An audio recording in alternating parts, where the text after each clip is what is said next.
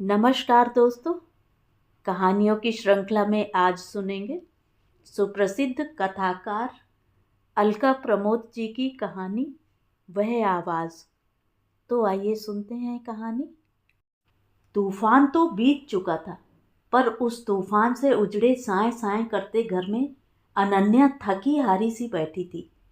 बहुत बड़ा मूल्य चुकाया था उसने वह आवाज़ सुनकर। वह समझ नहीं पा रही थी कि उसने जो कुछ किया उस पर हंसे कि रोए। मन लाख रोकने पर भी किसी नटखट बच्चे के समान हाथ छुड़ाकर अतीत की राह पर भटक जाता था। अभी 3 माह ही तो बीते थे उस दिन को, जब यह घर शहनाइयों की धुन और ढोलक की थाप से गूंज रहा था और लाल लहंगे चूनर में लजाई सकुचाई सी वन्या भाभी ने विक्रम भैया के साथ घर की देहरी लांघी थी। मुखड़े पर गुलाबी आभा, नासिका पर झूलती नथ, कजरारे नेत्र। अनन्या तो देखती ही रह गई थी इस अप्रतिम सौंदर्य की साम्राज्ञी को।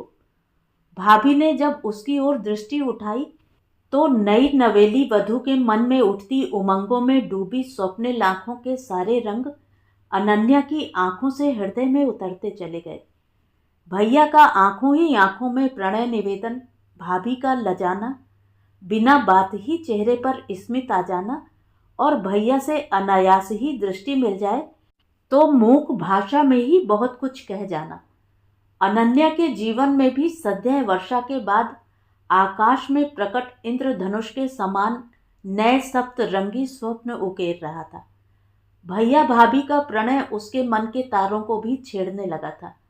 वह भी आतुर हो उठी थी स्वयं भी वही धुन गुनगुनाने को। उधर मधुर तान की आलाप पूरी भी न हो पाई थी कि पड़ोस की शर्मा चाची के नालायक बेटे मनीष के विवाह में मिली कार ने सुरों को बेसुरा कर दिया। वन्या भाभी के स्वप्नों के रंग शीघ्र ही किसी सस्ती कंपनी के पेंट की भांति धूमिल हो गए। अब भाभी को घर आई लक्ष्मी कहते न थकने वाली माँ को लगने लगा था कि वह धोखे से अपने कामदेव से सरकारी नौकरी करते बेटे के लिए रूप की चांदी में लिपटा खोटा सिक्का ले आई थी। सिक्का लौटाना तो सरल न था, पर कम से कम उस पर सोने का पानी चढ़ाकर अपनी गलती का सुधार तो किया जा सकता था। तो बस फिर क्या था, माँ अपनी गलती सुधारने के प्रयास में लग गई। दिन रात भाभी को बातों बातों में व्यंग किए जाने लगे थे। जितनी बार शर्मा चाची ठसके से कार में निकलती, माँ और पिताजी को अपनी भूल की अनुभूति अधिक तीव्रता से होने लगती। शर्मा की बहू चढ़ाव में 4 सेट लाई है। क्या बताएं, हम तो सिधाई में रह गए। मुंह खोलकर नहीं कहा। क्या पता था कि बूढ़ा इतना चालाक निकलेगा। सोचा था इतना लायक जमाई मिल रहा है, खुद ही देंगे। माँ चुप रहो, भाभी सुन रही हैं, उन्हें बुरा लगेगा। अनन्या ने भाभी को आते देखकर माँ को चुप कराना चाहा तो मालती देवी ने उसे भी गुड़क दिया। उसे क्या बुरा लगेगा, जैसा बाप वैसी ही बेटी भी चिकना घड़ा है। कोई पानी वाली होती तो अब तक अपने बाप से कुछ मांग लाती, पर इसके कानों में तो जूं भी नहीं रेंगती। वन्या जानती थी कि उसके पापा ने अपनी सामर्थ्य से अधिक किया था। पापा ने इनके यहाँ दहेज की मांग न देखकर ही विवाह तय किया था, अतः वह स्वयं ही एकांत में आंसू बहा लेती, पर पापा को इसकी भनक भी न लगने दी। उसकी चुप्पी ने मालती देवी के क्रोध में अग्नि का कार्य किया। वह तो वन्या के माध्यम से उसके पिता तक अपनी शिकायत पहुंचाना चाहती थी, जिससे उनसे दहेज न मांगकर जो गलती हो गई थी उसकी कुछ तो भरपाई हो सके। पर वन्या थी कि उनकी आकांक्षाओं पर पानी फेरे दे रही थी। अब तो धन की इच्छा में भाभी के गुण भी अवगुण लगने लगे थे। आश्चर्य तो इस बात का था कि पता नहीं धन की लालसा ने जादू की कौन सी छड़ी घुमाई थी कि पिताजी तो पिताजी, भैया को भी कार भाभी से अधिक मूल्यवान लगने लगी थी और उसको पाने की आकांक्षा में भाभी पर दिनों दिन बढ़ने वाले अत्याचार में वह भी सहयोग देने से नहीं चूके। उस दिन का प्रारंभ एक दर्दनाक चीख के साथ हुआ था। अनन्या चौंक कर उठी तो उसे यह चीख अपने ही घर से आती सुनाई दी। दूसरे ही क्षण उसे अनुभव हुआ कि यह वन्या की आवाज है। वह बदहवास से नीचे दौड़ी। नीचे आंगन का दृश्य देखकर उसके रोंगटे खड़े हो गए। वन्या आग की लपटों में लिपटी बुरी तरह तड़प रही थी और माँ, पापा तथा भैया निर्लिप्त भाव से खड़े देख रहे थे। अनन्या आग बुझाने को दौड़ पड़ी, पर इसके पूर्व कि वह वन्या के पास तक पहुंचती, पापा के 2 बलिष्ठ हाथों ने उसे रोक लिया। वह स्वयं को छुड़ाने का पूरा प्रयास करती रही, पर सफल न हो सकी और वन्या भाभी की चीखें धीरे धीरे सदा के लिए शांत हो गईं। सौंदर्य की प्रतिमा वन्या का झुलसा भीभत्स रूप देखकर अनन्या बेसुध हो गई। पता नहीं वह कितनी देर बेसुध रही, पर जब सुध आई तो नीरव शांति थी, पर यह तूफान के पूर्व की शांति थी।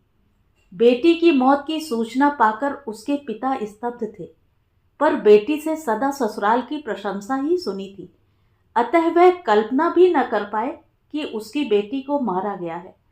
उन्हें वन्या के ससुराल वालों ने बताया कि खाना बनाते समय गलती से वन्या की साड़ी में आग लग गई और वह उसे ही सच समझ अपना दुर्भाग्य मानकर रोते कलपते लौट गए।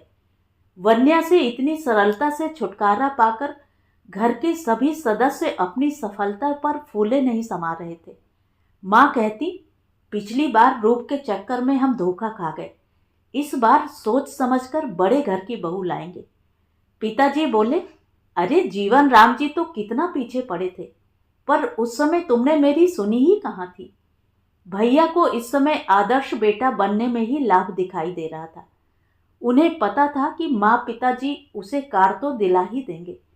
सभी के मनों में दहेज की कल्पनाएं पतंग के समान उड़ाने भर रही थी, पर वहीं वन्या की चीखें, तड़पन और अग्नि की वे लपटें अनन्या को दिन रात झुलसा रही थीं। पता नहीं कैसे धीरे धीरे वह चीखें वन्या भाभी की न होकर उसे अपनी लगने लगी। उसे न दिन में चैन था न रात में, मानो वन्या बार बार उससे न्याय मांग रही है। अनन्या व्यग्र होकर कह उठती, तुम क्यों नहीं समझ रही कि अपराधी मेरे अपने हैं? पर वह निरीह आंखें उसका पीछा न छोड़ती। द्वंद्व में उलझी अनन्या ने एक दिन स्वयं को वन्या के पापा के घर पर खड़ा पाया। उसके एक सच ने पासा ही पलट दिया। माँ, पापा और भैया सलाखों के पीछे थे। आज अपने ही परिवार से कृतज्ञता करके वह उनसे आंखें नहीं मिला पा रही थी, पर उसके झुलसते मन की तड़पन शांत हो गई थी, क्योंकि वह आवाज जो उसे रात दिन सुनाई पड़ती थी शांत हो गई थी। तो ये थी कहानी। कहानी आपको कैसी लगी कमेंट करके ज़रूर बताएं। और अगर मेरे द्वारा सुनाई हुई कहानियाँ आपको अच्छी लगती हैं और आप मेरे चैनल पर पहली बार आए हैं तो चैनल को सब्सक्राइब ज़रूर करें, लाइक करें और अपने दोस्तों और परिचितों में शेयर भी करें। बेल आइकन दबाना बिल्कुल भी ना भूलें। धन्यवाद।